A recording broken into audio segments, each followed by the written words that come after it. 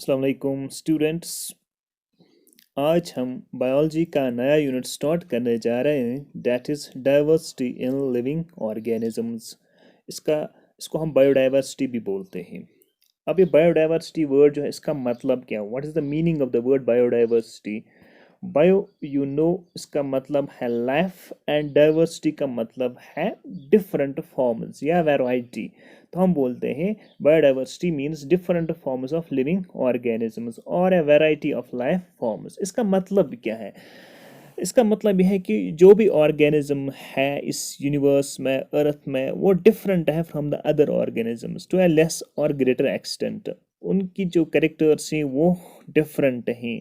वो ज़्यादा भी हो सकते हैं, इनमें जो डिफरेंस है वो ग्रेटर भी हो सकती है या कम भी हो सकती है। फॉर एग्ज़ाम्पल, अगर आप और अपने भाई के साथ अपने आप को मैच करोगे या अपने किसी फ्रेंड के साथ अपने आप को कंपेयर करोगे, तो आपकी जो हाइट है वो डिफरेंट हो सकती है ना। वो डिफरेंट हो सकती है, या आपके जो ऑर्गेनिजम्स हैं, आपकी जो आइज़ है उसके साथ मैच नहीं करेंगी, आपका जो नोज़ है उसके साथ मैच नहीं करेगी, या आपके जो ईयर्स हैं उसके साथ मैच नहीं करेंगे। हालांकि आप में number of ears, nose, eyes, legs, arms वगैरह बराबर हैं, लेकिन इनकी जो शेप्स हैं वो मैच नहीं करते हैं, वो मैच नहीं करते। ऑल टुगेदर वो डिफरेंट नहीं हैं, थोड़ी सी मैच भी वो करती हैं, लेकिन तब भी वो डिफरेंट हैं। इस तरह अगर आप अपने आप को कंपेयर करोगे विथ ए मोकी, तो वहाँ उसके साथ आपकी जो कैरेक्टर्स है वो डिफरेंट हैं, है ना। आपकी जो बॉडी ऑर्गन्स, आपकी जो शेप है उससे डिफरेंट हैं। या अगर आप अपने आप को कंपेयर करोगे विथ ए काउ, तो वहाँ पे आप ऑलमोस्ट सब डिफरेंट हैं, है ना, ऑल टुगेदर डिफरेंट हैं। इसी तरह जो भी ऑर्गेनिजम्स हमारे पास इस यूनिवर्स में हैं, ऑलमोस्ट वो डिफरेंट हैं, ऑलमोस्ट वो डिफरेंट हैं। तो इसी को हम बोलते हैं डाइवर्सिटी, इसी को हम बोलते हैं डाइवर्सिटी या बायोडाइवर्सिटी। यानी कि जो करेक्टर्स लिविंग ऑर्गेनिजम्स हैं, उनकी जो शेप सी साइज है, उनका जो कलर है, पैटर्न है या स्ट्रक्चर भी जो है वो डिफर करता है, वो डिफर करता है, वेरी करता है, and that's known as this biodiverse. इसको हम बोलते हैं बायोडाइवर्सिटी। ये डाइवर्सिटी आप from small to small living organism, अगर आप कंसिडर करोगे बैक्टीरिया से लेके bigger organism like this whale, तो उनमें भी आप बायोडाइवर्सिटी देखोगे। ये बैक्टीरिया से शुरू होके वेल तक आप डाइवर्सिटी देखोगे। दिस इज द, इसी को हम बोलते हैं बायोडाइवर्सिटी, यानी कि different forms of living organisms. ठीक है, अब वो डिफर किन में करेंगे वो आपने यहाँ पे देखा। Now we will see classification of living organisms, classification of living organisms। अब हमने देखा जो लिविंग ऑर्गेनिजम्स हैं उनमें जो करेक्टर्स हैं या करेक्टरिस्टिक्स हैं वो डिफरेंट हैं, लेकिन कुछ ऑर्गेनिजम्स ऐसे भी हैं जिनकी जो करेक्टर्स हैं वो मैच भी हो सकती हैं, वो मैच भी हो सकते हैं। ठीक है, अब हमारी अर्थ जो है या जो यूनिवर्स है, अर्थ जो है, इसमें बहुत सारे लिविंग ऑर्गेनिजम्स एग्जिस्ट करते हैं, है ना। We have millions of living organism which are existing in this universe, इनको डिस्कवर किया गया है। अब इनको एक एक करके पढ़ना, उनके कैरेक्टर्स को स्टडी करना साइंटिस्ट्स के लिए बहुत मुश्किल है, साइंटिस्ट्स के लिए बहुत मुश्किल है। इसीलिए उन्होंने ऑर्गेनिजम्स को लिविंग ऑर्गेनिज्म क्लासिफाई किया है। जिन ऑर्गेनिजम्स की कुछ कैरेक्टर्स मैच होती हैं उनको एक ही ग्रुप में रखा गया, ताकि उनका जो स्टडी होगा, उनके कैरेक्टर्स को पढ़ना, वो उनके लिए आसानी बन जाए, जब उनके लिए आसानी बन जाए। यहाँ पे मैंने लिखा है जो लिविंग ऑर्गेनिजम्स हैं वो इवॉल्व भी हुए हैं ऑन द अर्थ और मिलियंस ऑफ ईयर्स एगो। यहाँ पे we have a vast variety of living organisms, बहुत सारे लिविंग ऑर्गेनिजम्स हैं और इनमें बहुत सारी वेरिएशंस हैं। वो लिविंग ऑर्गेनिजम्स एक दूसरे के साथ मैच नहीं करें, दे हैव वेरिएशंस। अगर हम माइक्रोस्कोपिक बैक्टीरिया देखेंगे, उसका जो साइज है वो फ्यू माइक्रोमीटर्स है, माइक्रोमीटर्स में इसका साइज़ है। अगर हम on the other hand well को देखेंगे तो उसका साइज़ बहुत लार्ज है, वेल का साइज़।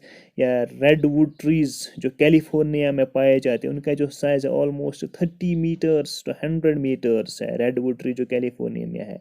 अगर आप बैक्टीरिया वहाँ पे दूसरे साइड देखो, उसका साइज़ क्या है, माइक्रोमीटर्स में, इनमें मीटर्स में है। इसी तरह सम पाइन ट्रीज़ जिनकी जो एज है that is 1000 years, some pine trees जो देखेंगे उनकी जो एज है वो उनके जो एज है that is thousands of years. अगर हम insects on the other side देखें तो उनकी जो एज होती है फ्यू डेज होती है, फ्यू मिनट्स या आवर्स होते हैं, वो कुछ ही मिनट्स में डेज में ख़त्म हो जाते हैं। लेकिन अगर आप वो ट्रीज़ देखोगे, पाइन ट्रीज, वो थाउजेंड्स ईयर्स ऑफ लिव करते हैं। कुछ ऑर्गेनिजम्स कलरलेस हैं या ट्रांसपेरेंट हैं और कुछ कलर्ड भी हैं। कुछ कलर्ड आप अपनी इर्द गिर्द देखते होंगे कि हमारे पास बर्ड्स कुछ कलर्ड हैं, कुछ का कलर ही नहीं है, कुछ ट्रांसपेरेंट हैं, है ना, ऑर्गेनिजम्स। तो इसी तरह इसको अंडरस्टैंड करने के लिए इतने सारे ऑर्गेनिजम्स को अलग अलग स्टडी करना, उनको अंडरस्टैंड करना, ये मुश्किल काम है। It is impossible because we have millions of these organisms, है ना। नाउ अगर हम इन ऑर्गेनिजम्स को हम अरेंज करेंगे इन ग्रुप्स, और ग्रुप्स में किन ऑर्गेनिजम्स को रखेंगे जिनकी जो कैरेक्टर्स है वो सिमिलर हैं, जिनकी जो कैरेक्टरिस्टिक्स है वो सिमिलर है, तो हमारे लिए ये इजी बन जाएगा इन ऑर्गेनिजम्स को स्टडी करना। मेरा कहने का मतलब है कि जिन ऑर्गेनिज्म जिनकी जो कैरेक्टरिस्टिक्स हैं वो सिमिलर हैं, इनको हम एक ही ग्रुप में रखेंगे ताकि हमें फिर इन ऑर्गेनिजम्स को स्टडी करना आसानी हो जाएगा। हमें पता है चलेगा कि जो ऑर्गेनिज्म एक ही ग्रुप में, अगर हमें एक ऑर्गेनिज्म के प्रॉपर कैरेक्टरिस्टिक्स पता ही, तो हमें सब ऑर्गेनिजम्स की जो कैरेक्टर्स हैं ऑन द होल जो ग्रुप है उसकी उनके ऑर्गेनिजम्स कैरेक्टरिस्टिक्स हमें पता चलेगा। अब यही arrangement of living organisms into different groups, जहाँ पे इनकी जो कैरेक्टर्स वो सेम, इसको हम बोलते हैं क्लासिफिकेशन। क्या बोलते हैं? Classification of living organisms. यहाँ पे मैंने लिखा है the arranging of organisms into different groups on the basis of the similarities in their characteristics, that is called classification of living organisms।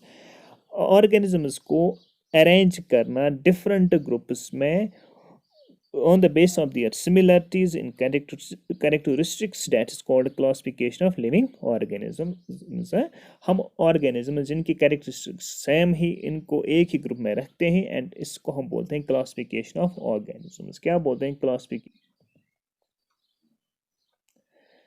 तो ये थी definition of classification of organisms. अब जो अर्ली अटेम्प्ट्स थे ऑर्गेनिजम्स को classify करने में, पहले एरिस्टोटल ने काम किया। उसने ऑर्गेनिजम्स को डिवाइड किया on the base of their habitat, कि ऑर्गेनिजम्स कहाँ रहते हैं, whether they live on land, they live in water और इन एयर।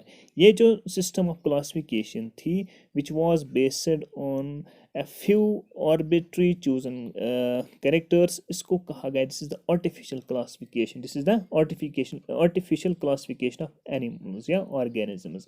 इसमें एक ही क्राइटेरिया लिया गया ऑर्गेनिजम्स का कि वो कहाँ पे रहते हैं, इसलिए इसको कहा गया कि ये जो क्लासिफिकेशन है ये सिंपल है, बट ये हालांकि सिंपल थी बट दिस वाज मिसलीडिंग, क्योंकि जो इसका मेजर ड्रॉबैक था ना,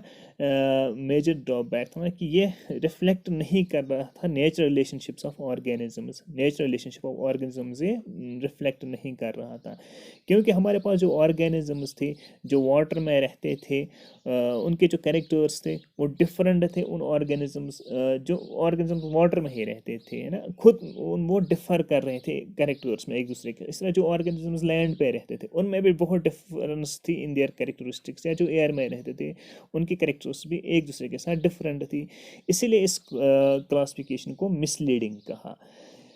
दूसरी जो है that is natural classification. Natural classification में ऑर्गेनिजम्स को क्लासिफाई किया गया on the basis of certain characters, on the basis of certain characters. अब वो सर्टन कैरेक्टर्स क्या थे वो हम आगे चल के वो हम यहाँ पे देखेंगे। जो मेन कैरेक्टरिस्टिक्स था जो कंसिडर किए गए for the classification of living organism into different groups है, हम पढ़ रहे हैं नेचुरल क्लासिफिकेशन। इसमें पहले देखा गया है कि जो लिविंग ऑर्गेनिजम्स हैं वदर जो इनमें सेल्स ही whether they are prokaryotic और यूकैरियोटिक। अब हम वो क्राइटेरिया देख रहे हैं जिसके बेसिस पे ऑर्गेनिजम्स को क्लासिफाई किया गया। पहले देखा गया कि जो सेल्स ऑर्गेनिजम्स में ही whether they are prokaryotic और यूकैरियोटिक है। इसमें हमने ऑलरेडी पढ़ा है प्रोकैरियोटिक सेल्स क्या होते हैं, यूकैरियोटिक सेल्स क्या होती हैं। प्रोकैरियोटिक सेल्स में जो न्यूक्लियाई होता है और ऑर्गेनेल जो अदर होते हैं वो क्लियरली डिफाइंड नहीं होते या डिमार्केटेड नहीं होते। न्यूक्लियस में वो न्यूक्लियर मेम्ब्रेन नहीं होता है। यूकैरियोटिक सेल्स में हमें पता है वो मेम्ब्रेन बाउंड ऑर्गेनेलीज होते हैं, उनमें न्यूक्लियस भी मेम्ब्रेन बाउंड होता है। यूकैरियोटिक सेल्स में न्यूक्लियस में न्यूक्लियर मेम्ब्रेन भी होता है। तो ऑर्गेनिजम्स को ग्रुप किया गया इनटू देखा गया कि उनमें प्रोकैरियोटिक सेल्स हैं या यूकैरियोटिक सेल्स हैं। ये फर्स्ट क्राइटेरिया देखा गया। दूसरा देखा गया कि जो सेल्स हैं वेदर दे ओकर सिंगली और इन क्लस्टर्स, ये भी हमने ऑलरेडी पढ़ा है। जिन ऑर्गेनिजम्स में एक ही सेल पाई जाती है उनको हम बोलते हैं यूनिसेलुलर ऑर्गेनिजम्स, है ना, that's made up of only one cell, for example amoeba है। और जिन ऑर्गेनिजम्स में एक से ज़्यादा सेल्स ग्रुप टुगेदर हैं उनको हम बोलते हैं multi cellular organisms. This was the second basis जिसके बिना पे ऑर्गेनिजम्स को क्लासिफाई किया गया। थर्ड देखा गया कि जो ऑर्गेनिजम्स हैं क्या वो ऑटोट्रॉपिक हैं या हेटेरोट्रॉपिक हैं। ऑटोट्रॉपिक का मतलब है जो खुद अपना फूड बनाते हैं, जिनमें फोटोसिंथेसिस होते हैं, और जिनमें फोटोसिंथेसिस होते हैं। ग्रीन प्लांट्स जो होते हैं वो परफॉर्म करते हैं फोटोसिंथेसिस, वो सिंथेसाइज करते हैं, वो अपना गुज़ा खुद वो synthesize their own food. Animals on the other hand they can not perform photosynthesis है। ये भी एक क्राइटेरिया लिया गया क्लासिफिकेशन का। और देखा गया कि जो organisation of different body parts हैं, organisation of different body parts, for example जो ऑर्गेनिजम्स अपना फूड खुद बना रहे थे, what is the level of organisation of their body, या जो फूड नहीं बना रहे थे animals, what is the level what is the level of organisation of their body देखा गया। यानी कि ग्रुपिंग ऑफ एनिमल्स किया गया on the base of body organisation. For example जो प्लांट्स हैं वो पोजेस करते हैं stem, root, leaves. On the other hand animal जो हैं वो पोजेस करते हैं स्पेशलाइज्ड ऑर्गन्स जो डिफरेंट फंक्शंस कर रहे हैं, यही जो कैरेक्टरिस्टिक्स थी based on body design, body organisation है, it was used for the classification of plants. जो यूज़ किया गया था for the classification of plants वो डिफरेंट था जब हम एनिमल्स की क्लासिफिकेशन पढ़ते हैं। ठीक है, organisation of plants animals all together different, ये भी एक क्राइटेरिया लिया गया for national classification of organisms. इसी तरह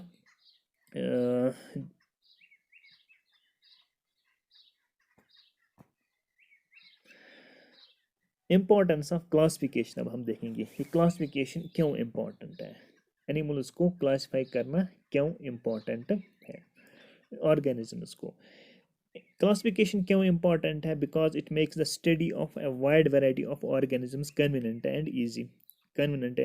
ऑर्गेनिजम्स को जब हम क्लासिफाई करते हैं तो इससे हमें आसान होता है एनिमल्स को स्टडी करना, या वैरायटी ऑफ लिविंग ऑर्गेनिजम्स को स्टडी करना हमें कन्वीनियंट बनता है और ईजी बनता है हमारे लिए। दूसरा, it is not possible to study all living organisms. तमाम लिविंग ऑर्गेनिजम्स को स्टडी करना पॉसिबल नहीं है, but the study of few representatives from a group gives a general idea of all life forms.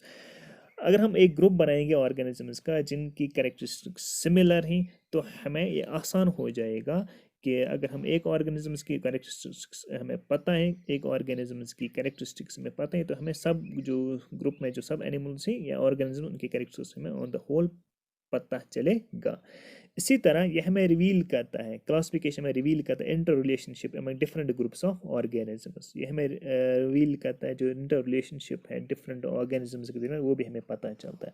And also जो studies हैं जो concerned हैं with the identification, nomenclature and classification, ये हमें they are needed in various fields of applied biology है। जब हम classification करते हैं एनिमल्स को तो इससे ये जो ऑलरेडी इंफॉर्मेशन है ये हमें डिफरेंट फील्ड्स ऑफ बायोलॉजी में, जो अप्लाइड फील्ड्स ऑफ बायोलॉजी इसमें हमें ये ऑलरेडी ज़रूरत होती है, तो इसलिए इसके एक और फ़ायदा है या एक और इम्पॉर्टेंस है। इस तरह करेक्ट आइडेंटिफिकेशन ऑफ ऑर्गेनिज्म अगर हम करेंगे, its place in definite taxonomy group जो है वो भी बेसिक रिक्वायरमेंट होता है for various branches of biological science. This is the importance है। जनरल इम्पोर्टेंस यही है कि आप एक ऑर्गेनिज्म को स्टडी करोगे तो आपको आसान हो जाएगा तमाम ऑर्गेनिजम्स के बारे में इंफॉर्मेशन हासिल करना।